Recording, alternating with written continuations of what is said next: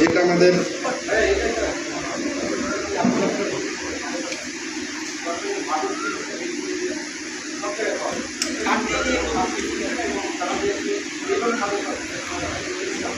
আমরা র্যাব মাদকের ব্যাপারে আমাদের জিরো টলারেন্স, আপনারা এটা জানেন। আমরা আসলে যখনই যেখানে মাদক সংক্রান্ত তথ্য পাই আমরা সেখানেই অভিযান পরিচালনা করি।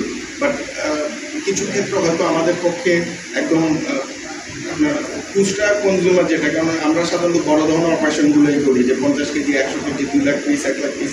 অনেক সময় আমরা জানি যে এখানে হয়তো 1-2 পিস ইয়াবা কিংবা পুরিয়া বিক্রি করতেছে, তো সেগুলোর ক্ষেত্রে আমরা লোকাল প্রশাসন বা পুলিশকে আমরা অবগত করি। আর যেগুলো আপনার মানে আমাদের টোটালি একটা ইফেক্টিভ কাজ হচ্ছে সেগুলোর ক্ষেত্রে হয়তো আমরা অভিযান পরিচালনা করি।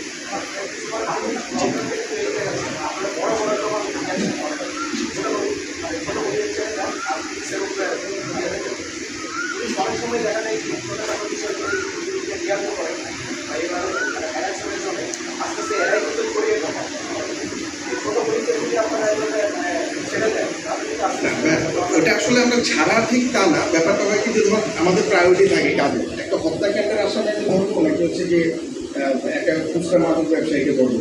যখন আমাদের এই ধরনের কাজ হাতে না থাকে তখন অবশ্যই আমরা ওই কাজটাও করি। বাট আমাদের প্রায়োরিটিতে আপনার এই মাদক হত্যা মামলার আসামি জঙ্গি এগুলো র্যাবের ম্যান্ডেট, আপনারা জানেন। তো আমরা আসলে প্রায়োরিটির ওদিকে দিই। এরপরেও আমাদের যার যার দায়িত্বপূর্ণ এলাকায় যখনই আমরা কোনো ধরনের ইনফরমেশন পাই আমরা চেষ্টা করে অভিযান পরিচালনা করি। আপনি বললেন যে লাস্ট টাইমে তারা 4টা পর্যন্ত ঘুরতেছিল, এর মধ্যে তো ঢাকার গুরুত্বপূর্ণ অনেক পয়েন্ট সিএনজিটা গেছে, তো ওই জায়গাগুলোতে তারা তাদেরকে সন্দেহ আছে মনে করে কোথাও আটকাবে না, এই বিষয়ে আসলে নিরাপত্তার ঘাটতি আছে। এটা আসলে আমি বলতে পারবো না, বাট এই সেন্সে আমি বলতে পারবো না যে যেমন আমার চারের দায়িত্বপূর্ণ এলাকায় আমার রাতে টহল থাকে।